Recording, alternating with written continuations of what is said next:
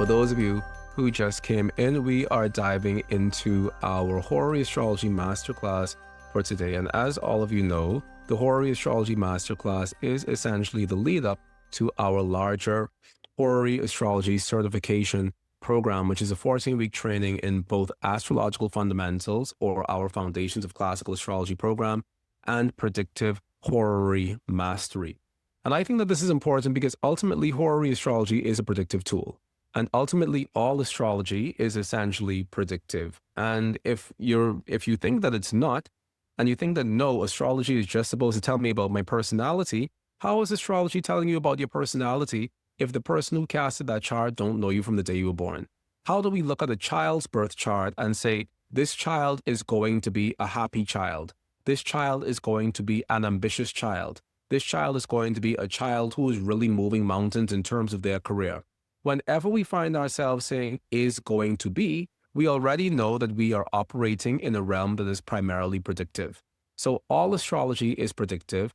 The only thing that horary astrology does differently is, and it's not even that it does differently, but the only thing that horary astrology, or the thing that horary astrology prepares us to do, is to practice prediction confidently, which is why horary astrology is the first branch of astrological practice we teach at the Oraculos School of Astrology, because I want for all of my students to feel confident in their practice of astrology.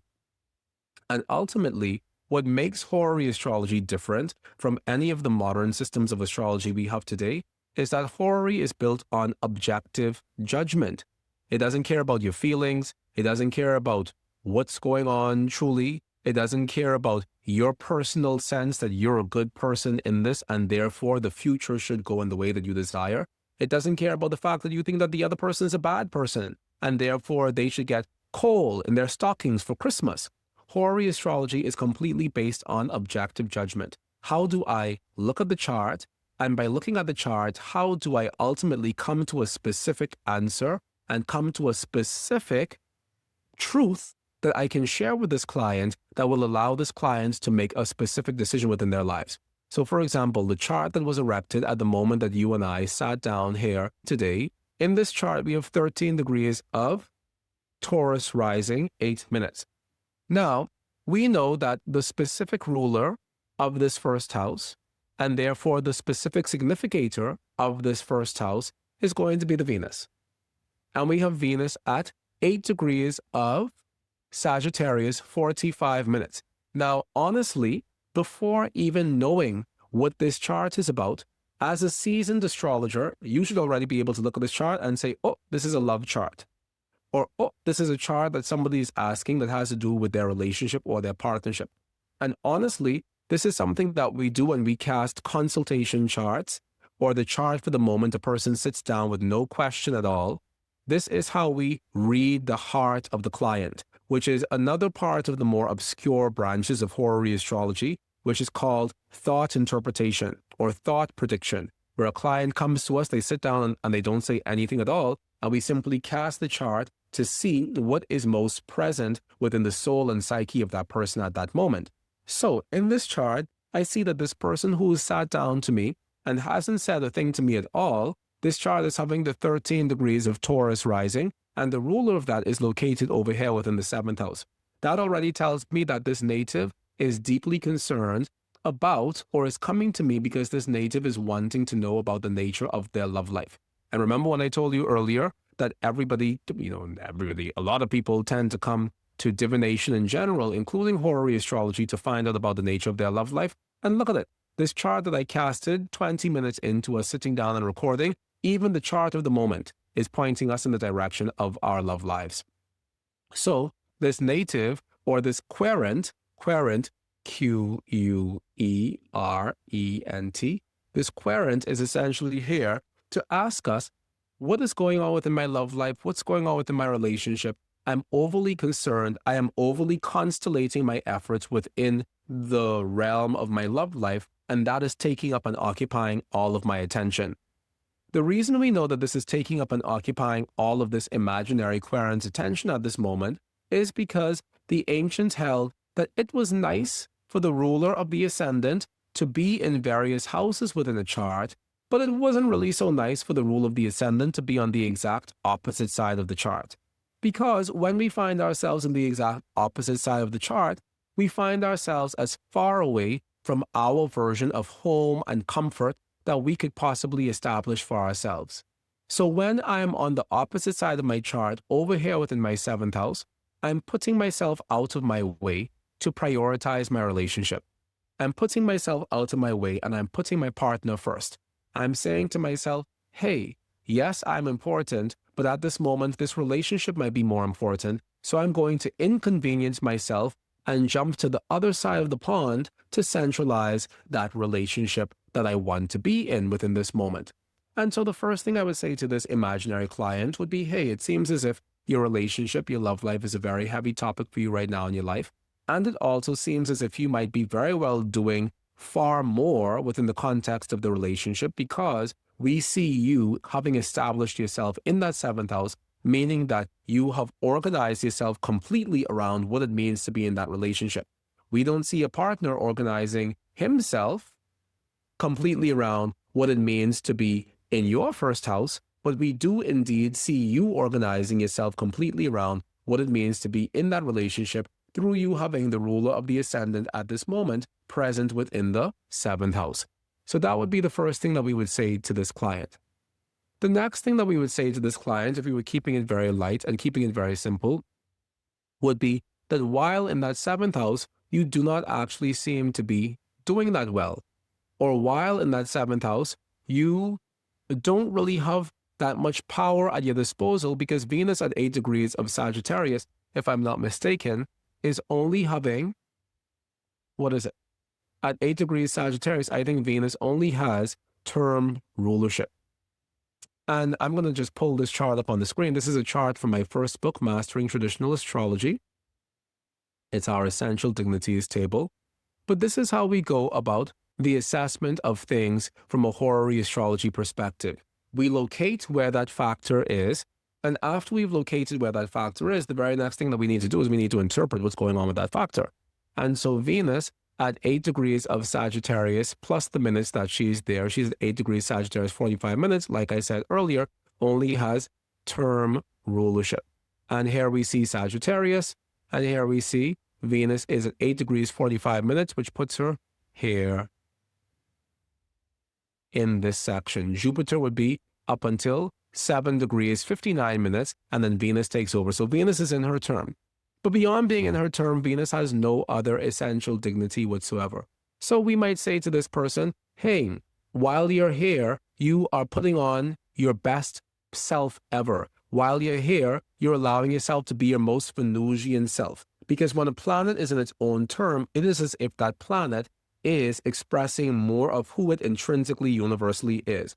So who is Venus? Venus is nice and soft and gentle and forgiving and compromising and willing to go out of her way to make sure that everybody else around her feels comfortable. So maybe that's the face of yourself that you're putting on over here while you are going out of your way to prioritize this relationship. But the reality is that you're not strong. And the reality is that the position that you find yourself in within this relationship does not actually strengthen you.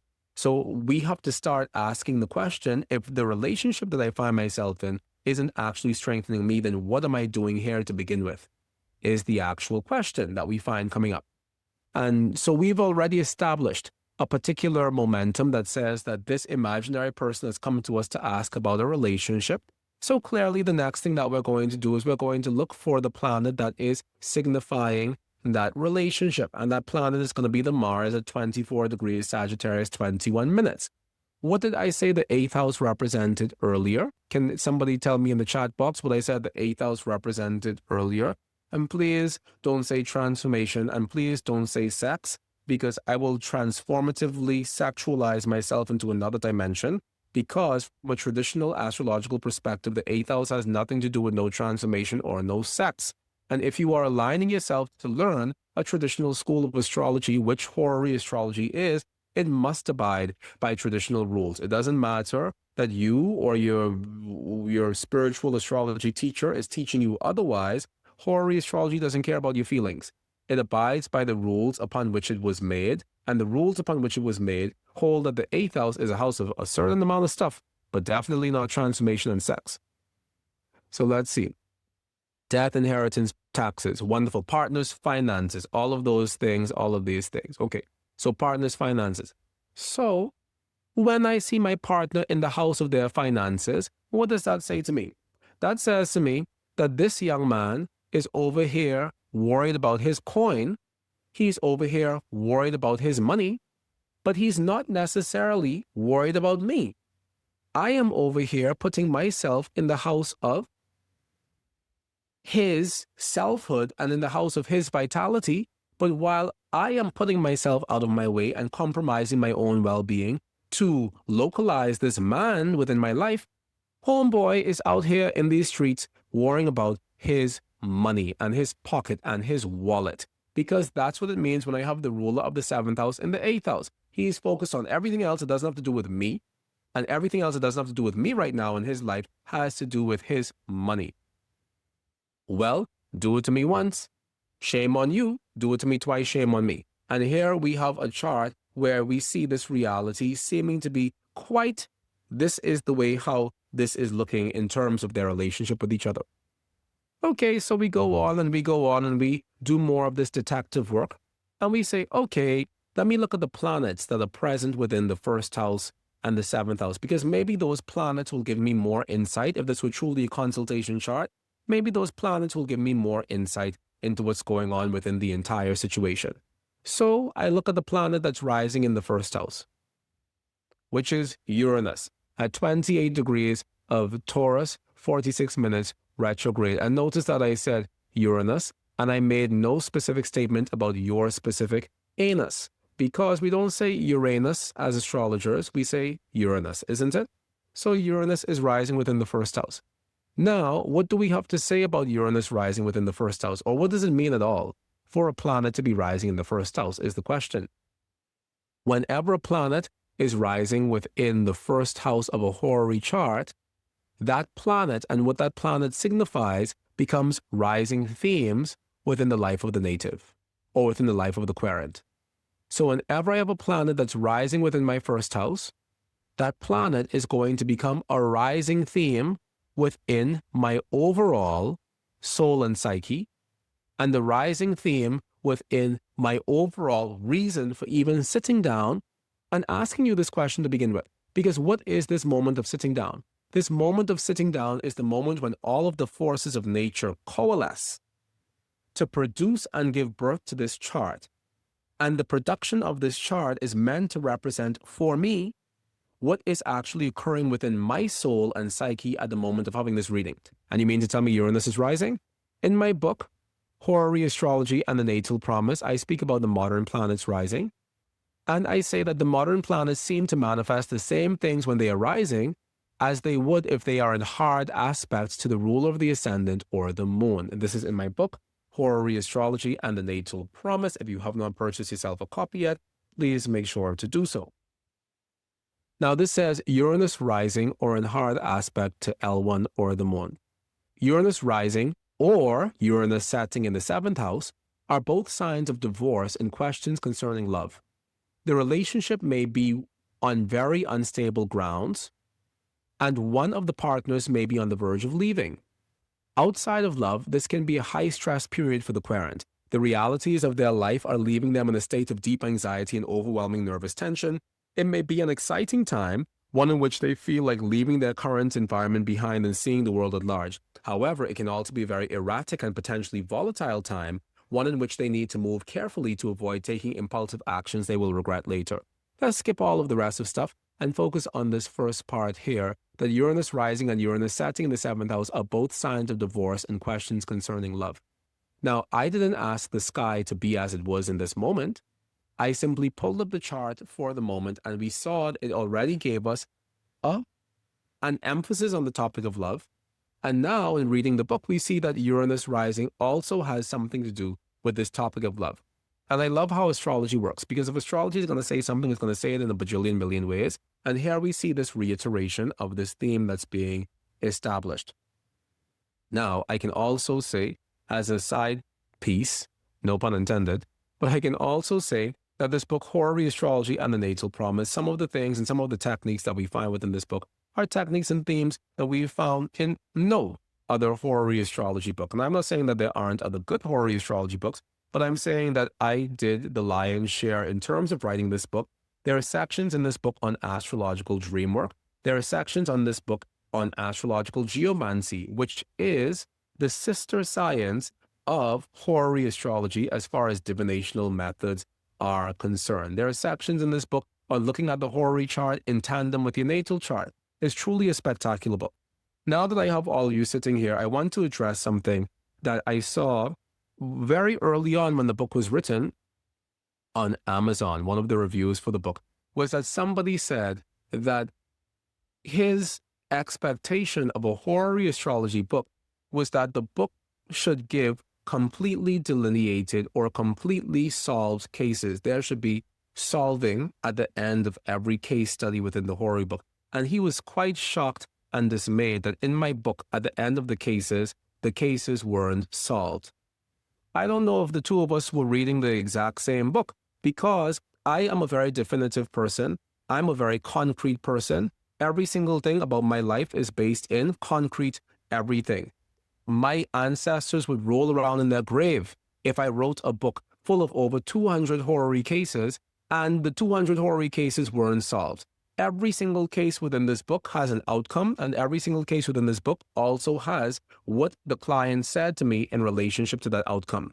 Now, what a client says to you in relationship to the outcome is kind of what's most important, and that's kind of the thing that you're going to hear the most from the client. The client isn't going to come back to me 3 months later and say something else in relation to the outcome. The client is going to tell you how that outcome lands for them in that moment. And that's the reality of divination in general. So whoop-de-doo, Basil. I don't know what he was talking about, but the reality is that when I wrote this book, and in everything that I write, the final outcome of every chart reading must be definitive. It is law. From me, that is how my birth chart is set up. I cannot be anything other than a definitive person. And I can assure you that every case within this book has the final judgment that I said to the client and the feedback that the client gave me afterwards.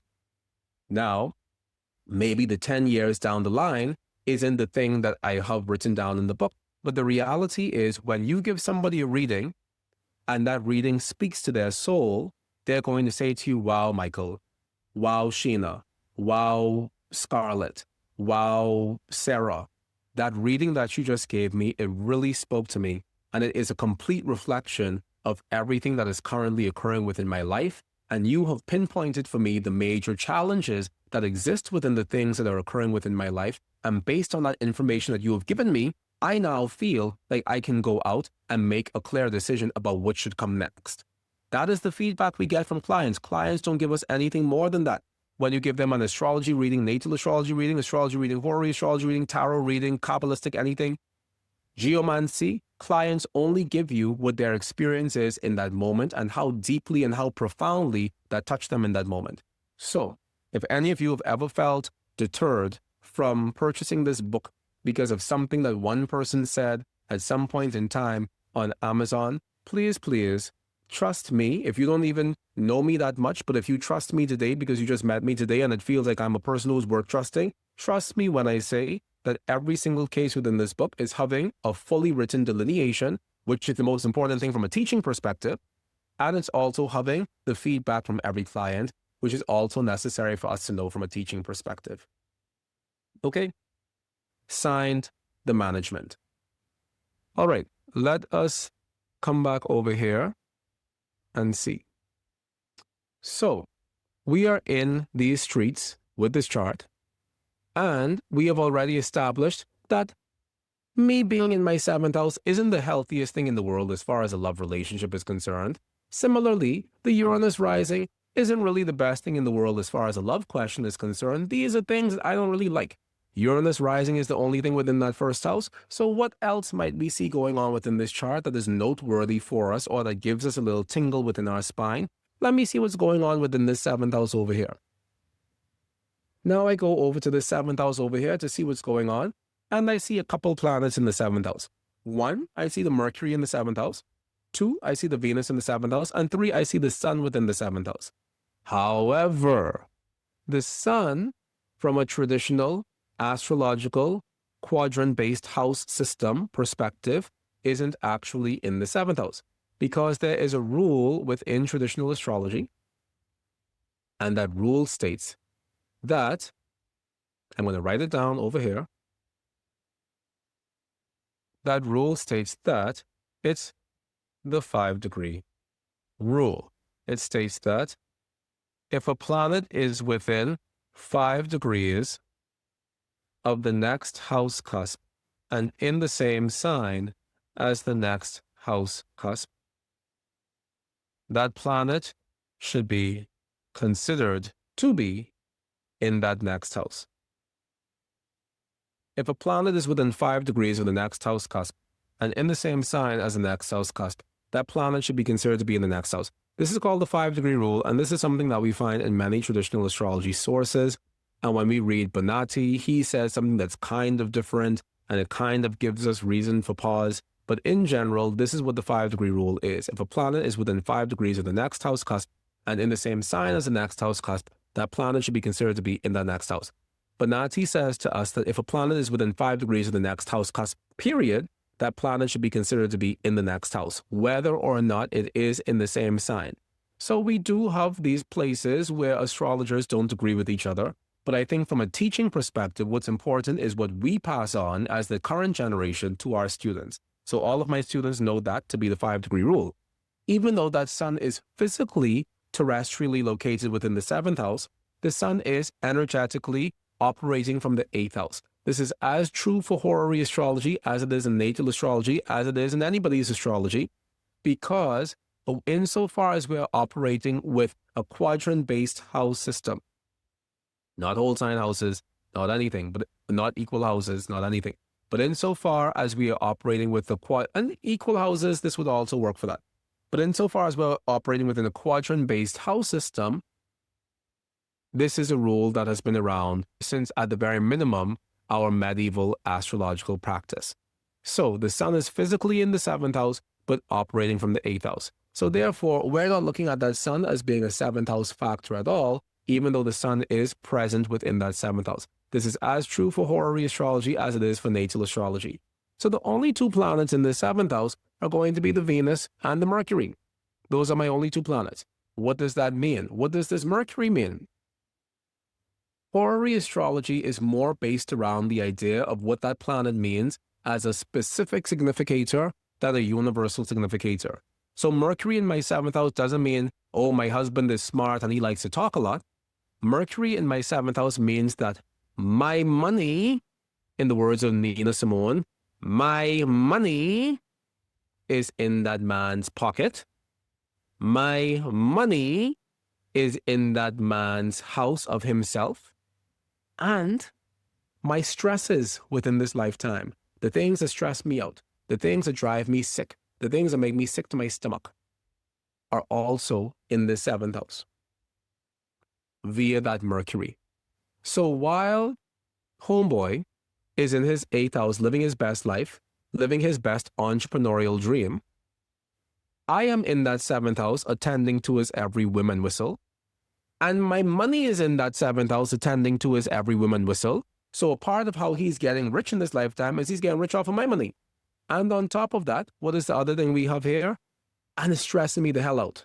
It is stressing me the hell out to no end because the ruler of my house of stress is also in that 7th house. And so without us even continuing this reading, we already can see and we already have some understanding of what's going on within the grand scheme of things. Because from this very basic understanding of this chart, we can tell and say that, okay, the querent is located in the 7th house, which is where she really shouldn't be. She's over-investing in this relationship. The quasited, the person who she's asking about, is located in his own house of money. I might be invested in him, but he's invested in his pocket. The planet of divorce is rising. This really isn't the best time for us right now. And my money and my stresses are manifesting in this relationship. All of my money is going to him, and all of my stress is also an extension of him. So just by looking at this very static interpretation of this chart, we already are beginning to formulate within ourselves an understanding of what the outcome of the situation should be. And all good astrology works like that. There is no good astrology that keeps you in the weeds of despair for the entire reading. There is no good astrology that keeps you guessing and wondering and saying, oh, maybe this thing means this, maybe this other thing means this, maybe these things mean this thing together. No good astrology works like that. And when I go to astrology conferences and I hear people talking like that, it tells me that those people don't have an astrology practice. They don't have a professional practice. Because a professional practice does not look like me giving you every one of the 10,000 things this combination can mean. Because if I'm telling you every one of the 10,000 things this combination can mean, what good is that to you as a client when you leave me to have a list of 10,000 ways how your moon Mars can manifest? As an astrologer, you have to know within yourself what are the top 3 ways moon Mars manifests in general within the life of a person. Not necessarily in horary astrology, I'm talking more broad now, but what are the top 3 ways moon Mars manifests sociologically within the world at large? What are the top 3 ways moon Mars manifests physiologically within my physical constitution?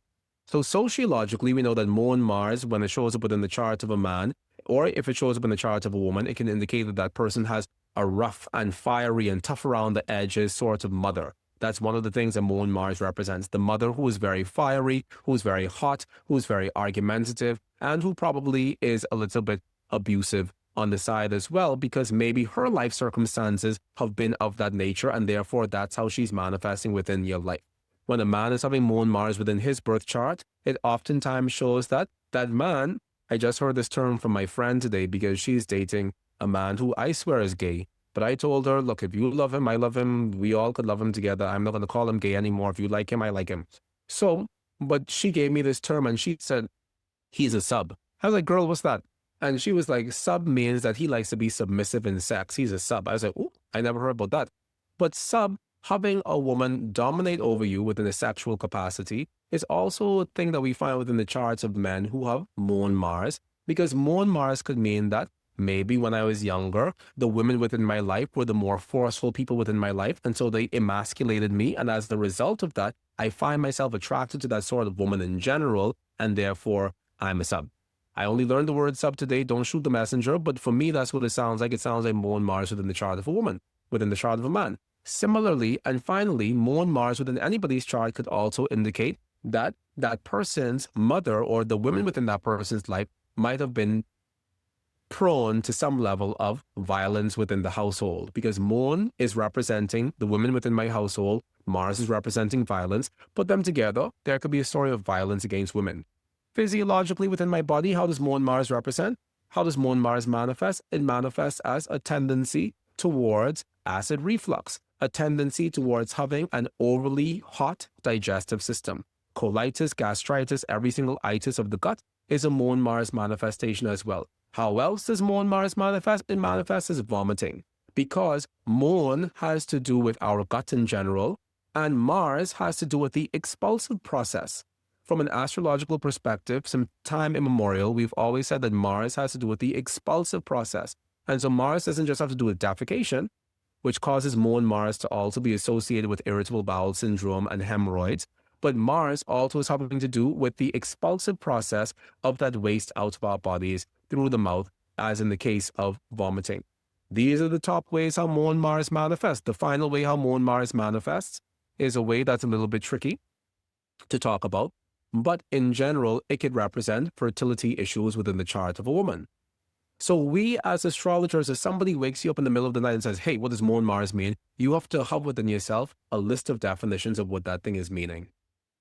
Because we have to be able to speak with some level of definitiveness when we give readings so that our clients can step away from their time with us feeling more grounded as opposed to feeling more lost in space, essentially. This is its tool, and this is a skill. This ability to come to a definitive final point is something that we learn from horary astrology. I would not want to start a person's astrological studies or astrological journey by teaching natal astrology first, because there are many proficiencies that you need under your belt before you even touch your first birth chart. Because what people do with natal astrology is they run into natal astrology with a little bit of knowledge. And as we all know, a little bit of knowledge can do a world of harm. I would rather you sharpen your sword and you sharpen your steel by practicing horary astrology, by practicing the astrology of answering questions concretely, by getting to a definitive yes or no answer, by being definitive, and then taking those skills with you and translating that within the larger context of your natal astrology practice. So saying all of this to you, to say that all of these things that we've covered today are things that we're going to be covering within our 14-week Horary Astrology certification program. This is the first time I've ever given a certificate for Horary Astrology, honestly, because like I've told you, I consider Horary Astrology a means to an end. What is the end? Definitive, crystal, clear, accurate, concrete, event-based astrology. That's what matters to me. I teach my students how to do that within the context of horary practice so that they can then translate those skills to their larger natal astrology practice. And we've done a damn good job at that for almost a decade at this point. Now, as I move into my final season of teaching, which, surprise, I don't know if I've mentioned that, I'm moving into my final season of teaching in the way that I used to teach. So our diploma program that I used to teach, and for 2 years at a time, I'd be locked into the one program. That's coming to an end because I have other things that are developing within my life, other things that give me joy and that give me satisfaction. And so I'm coming to the end of my own teaching process to a very large degree. This next cohort that we take on is more than likely going to be the last cohort that we take on. And as I leave this world in this capacity, I want to leave it with my imprint and my mark on this burgeoning sea of new horary astrologers so that people can actually have a template of what concrete, accurate, crystal clear, no BS, direct, straight to the point astrological practice looks like. That's what matters to me. I think that there's a lot of fluff within our astrology. I was just talking to somebody the other day who basically said to me that he no longer wanted to be a part of my life because he's an atheist and he can't support me in the astrology thing, so he doesn't want to be a part of my life as a result of that. And I said to him, but I sent you a video of me giving a blind chart reading. I sent you the latest video on YouTube of me giving a blind chart reading. How did you watch that video and still come to the conclusion that what I do is bullshit? And he said, oh, I only watched the first 30 minutes. I said, well, you should probably watch the last 20 minutes and hear the lady's feedback to me that she's never experienced anything like that before, that she has no way how I was able to get that information from her birth chart, that it was the most accurate astrology reading that she'd ever gotten. You should probably watch the last 20 minutes and not allow your atheism to stand in the way of you at least being curious to understand how that was possible. All of the astrologers who I've trained at Oraculos, anybody who was an Oraculos diploma program holder has the same ability to do the same sort of astrology that I can do. Because for me, I think it's completely idiotic to be able to hold an ability within myself that I can't transfer beyond myself. So what we do at Oraculos is we have a transference system. Whereas if you've seen me do it before on YouTube, my students can do it. My hope is that they can do it just as good, but I teach them exactly what I can do so that it isn't, oh, Mychal is this special person. No, it's that Mychal has a system that he teaches, and he teaches it well enough to make sure that if we invest in that system, we too have the ability to practice that system in a powerful way. So that's what I've been doing for the last 10 years of my life as a teacher of all things divine and magical. And that's what I'm going to be doing in this final year in terms of this Horary Astrology certification program. Marlena, who, bless her heart, is the reason why we're here today, just messaged me and told me that I should let you all know that if you want to experience a horary astrology reading with me or a Kabbalistic tarot reading with me, that is something that's now up and available on our website. I only take 12 clients a month, and for the horary piece, I'm doing written reports. So I take 12 clients a month, I'm doing written reports, and Marlena just sent me the link. Jesse, if you could put the link in the group chat, that would be great as well, so that people can have access to that. That's the Celestial Oracle reports over on the website. So if you want to work with me, that's a possibility. But beyond that, beyond the act of you coming and receiving a reading and having that experience, my larger hope is that you choose to join us in this upcoming 14-week Horary Astrology certification program and allow yourself to learn Not even just horary astrology, because the horary astrology is one piece, but the larger piece is how to be clear, confident, accurate, and definitive within the context of our astrology. We have like an early bird special that's currently going on. From now until December 31st, the certification track is going to be $900 as our early bird special, and then the audit track is $400 as your payment if you were to sign up for that before December 31st. And the regular certification track price is $997 and the audit track price is $497. What it means to audit the class is that you're never going to show up to the class in person, really. Or maybe you do choose to show up to the class in person, but you're not concerned about getting the certificate. You're not trying to participate within the class. You're not trying to answer any questions. You're not actually trying to do anything as far as class participation is concerned. That's what the audit price is. But the certificate track price is for those of you who are actually there to be specifically and directly trained by me, who are actually there to be there in a participatory manner, and who are there for me to see you, for me to hear you, for me to coach you, for me to guide you, and for me to ultimately say, hey, that thing that you're doing is perfect, keep that, but I tweaked this other piece, or that thing that you did over there wasn't so good, I think that you should change it in this manner. The certificate track price allows you to not only get that level of coaching within the context of our class container, but it also allows you to get the certificate. Classes are live, 14 weeks of live training with Mychal, and we also have our senior students at Oraculos who are here to assist you as well. So if you need extra assistance outside of the actual container of the class time, we have our senior students who have the ability to assist you as well. Some of them, many of whom are also diploma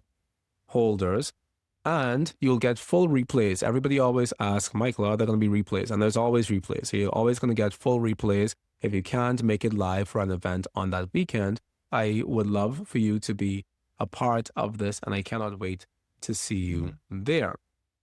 Now, as I know, some of you do know that later on today, there's like a secret bonus section. And in that secret bonus section, I'm going to be looking at a horary chart, and I'm super excited to do that for those of you who want to stick around for our secret bonus. But as of now, we are done with our masterclass side of things. Okay, and Jesse, tell me. There were a couple questions about content, about the class, and about the school. Do you have a few minutes for those? Sure. Give me the first one. The content questions were more about, there was conversation about that Uranus that was rising in the chart and its proximity to the ascendant degree. There was a little bit of chatter about that. So if you could clarify how important proximity is to the ascendant degree in horary. Great. So that sounds like once again, like I've said before, Oraculos students are very, very, very spoiled because that sounds like an Oraculos student question. Because at Oraculos, we know that for me, I wouldn't, from a natal astrology perspective, and this is where it sounds like a lot of us need to even retake this horary class. From a natal astrology perspective, this Uranus just being present in the first house, but far from the ascendant degree, is not important to me whatsoever from a natal astrology perspective. Horary rules are horary rules, natal rules are natal rules. From a horary astrology perspective, the fact that the Uranus is rising in the first house, anywhere in the first house, close to the first house cusp, far from the first house cusp, anywhere within the first house, the Uranus is rising. From a horary astrology perspective, the Uranus is going to be a vital and a valid point of our interpretation because we are practicing omenology. Omenology. Omenology.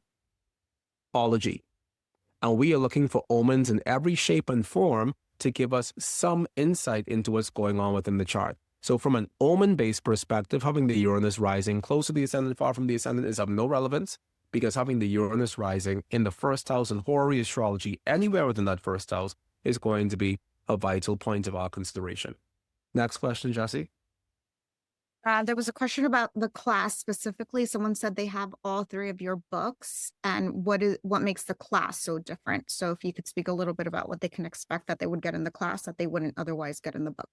That's a damn good question because I wrote those books with the understanding that a good book is better than a bad teacher.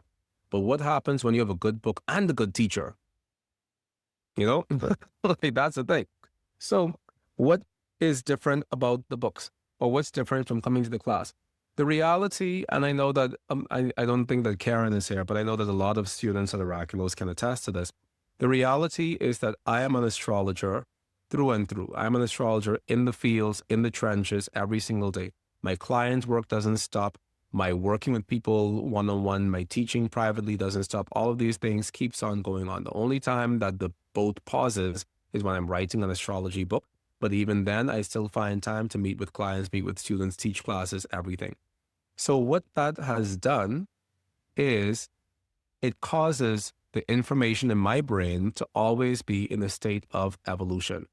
Now, I'm not one of those people who will say I'm evolving away from what I wrote because I don't believe in that. And I think that those people who say, "Oh, I no longer teach in that way, and so you have to now come to my new way of teaching," I don't really like that because ultimately, if you land on a solid system that you teach, that solid system that you teach should fundamentally stay the same.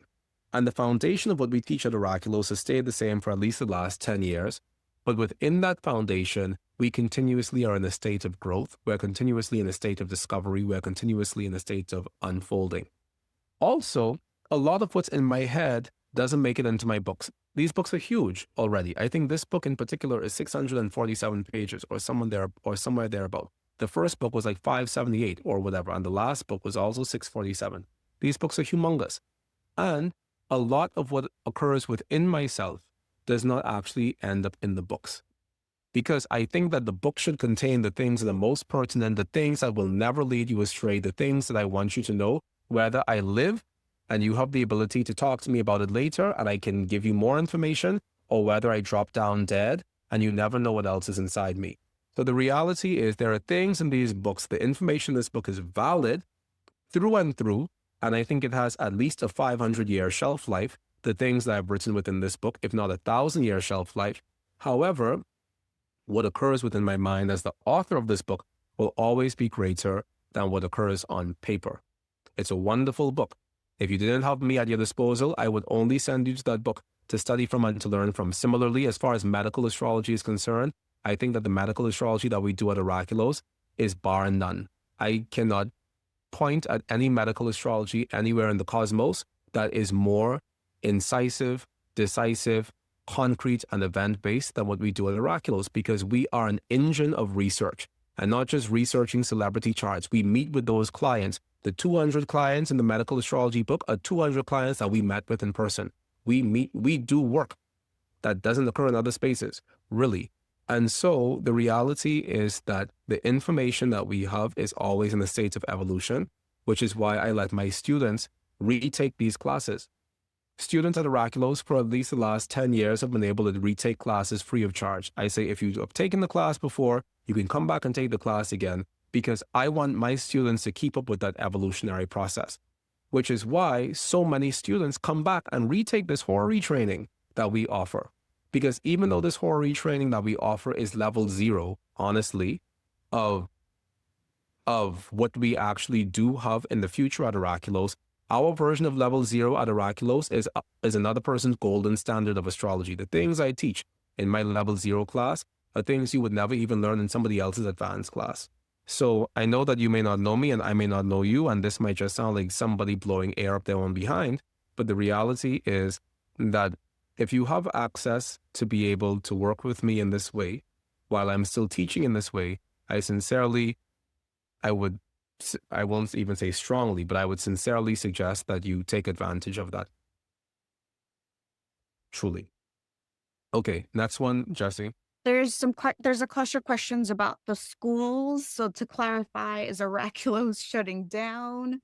And there's also questions about if people want to study natal or medical with you, will this horary course be a prerequisite or mandatory for them to take? Yes. So So Oraculos isn't shutting down, but Oraculos is going into a cocoon. And I just found out the other day that when a caterpillar goes into a cocoon, the cocoon turns it into caterpillar jelly. Like it just turns into slush, basically. And then from out of that slush, a butterfly is born. It's quite dramatic, truth be told. And so Oraculos is going into a cocoon phase, and in which space everything will still be online. Everything will still be happening. Nothing's going to shut down. But ultimately, we're moving into it takes a lot on me. And once again, from 2015, I sat down and I taught my first Oraculos class when Oraculos in 2015 was called, what we call back then, Tarot Dharma. I sat down with my one student, Ellen Kisapeda, and then it became two students, Ellen and Princess Pratt. And that was how Oraculos began. And since 2015, I've been committed to teaching these diploma programs, which are 2-year programs, since 2015. And I haven't taken a break. And I don't take weekends off because I only teach on the weekends for the most part.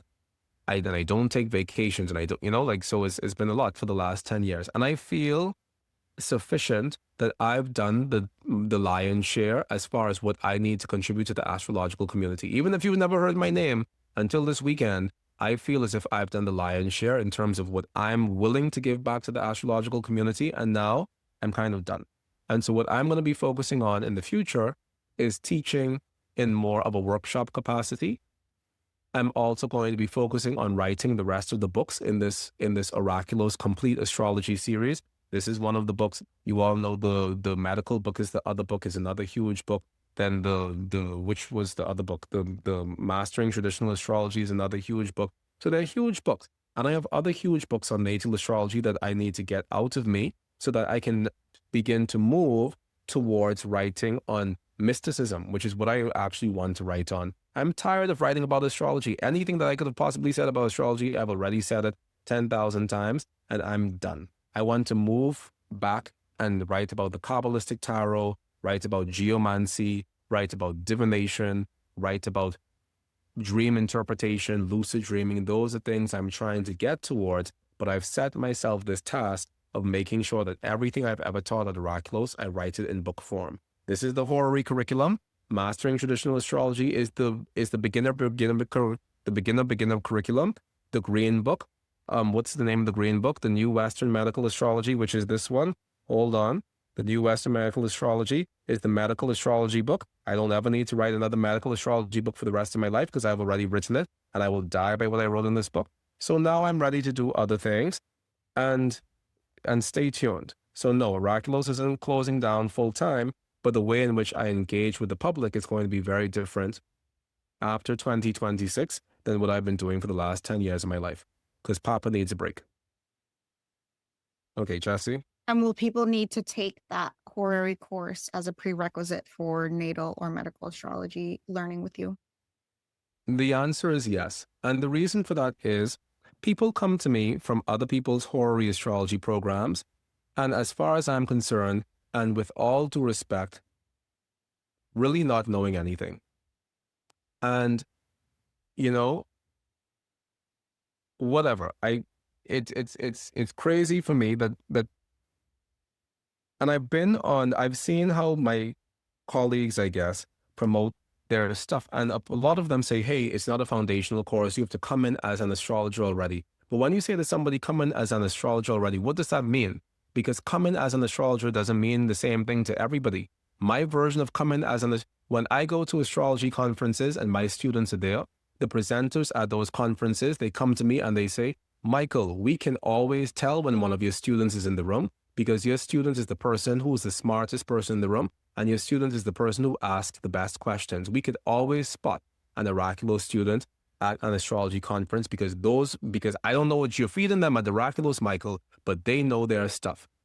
And I don't necessarily feel that way in general and once again, respectfully, but when a lot of other people's students come to me, I feel like I have to do a lot of background teaching. And the majority of background teaching that I do at Oraculos are things that I teach in my Level 0 program, which is why this Horary astrology program incorporates both that background teaching and it incorporates the entire Horary astrology curriculum. Because if you don't understand declination, if you don't know what the celestial equator is, if you can't do Antisha and Contra Antisha in your mind quickly, rapidly on the spot without having to pull up a chart, if you can't identify signs of long ascension, signs of short ascension, if you can't identify signs that are commanding and signs that are obeying, if these are things that just sound like boogada boogada boogada to you, then really you need to be taking this course if you want to study with me in additional things. And that's kind of how I feel in general. So I completely respect whatever people's previous education has been, but how I train astrologers from the ground up is a completely different beast entirely. And yes, if you want to study with me, you kind of have to, this is the portal class. This is the entry point, because what I give you in this Horary astrology certification is what you'll need to do everything else in a way that makes you feel grounded.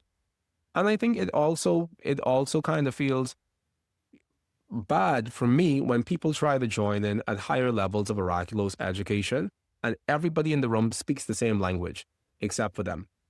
And so I have to feel sad, oh, this person isn't understanding what we're saying. And then it's just incompatible with a smooth learning process. I teach very well. I teach very deeply. I teach advanced things in a very simple way. I teach in a way that you will always remember for the rest of your life. The best place to start with me is from the beginning. And this Horary certification is the beginning. Jesse? Great. Just a couple more. A few questions came through about resitting for the intensives. So when you say returning students can retake a class, does that apply to the intensives or only the semester long programs? That's never applied to intensives. That's never applied to intensives, and I think a lot of people know that. That's only ever applied to semester-long programs within the actual curriculum. So if you have taken the natal astrology semester, it has always been the case that you can take the natal astrology program again.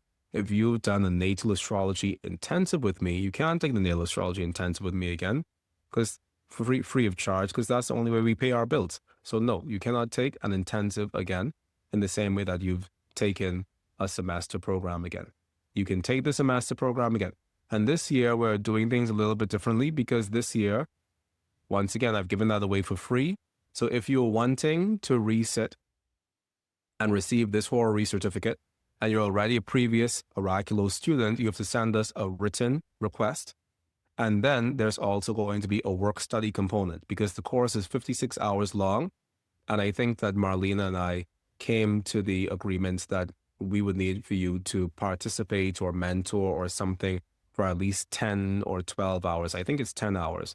So if you want to reset this particular course in the way that you've done it free of charge for the last 5 years, 10 years, yes, you can, but you have to submit a request, send us an email at hello@oraculosastrology.com, and then you also should know that a part of that will be you participating as a mentor as well, as an exchange that feels balanced and fair for me.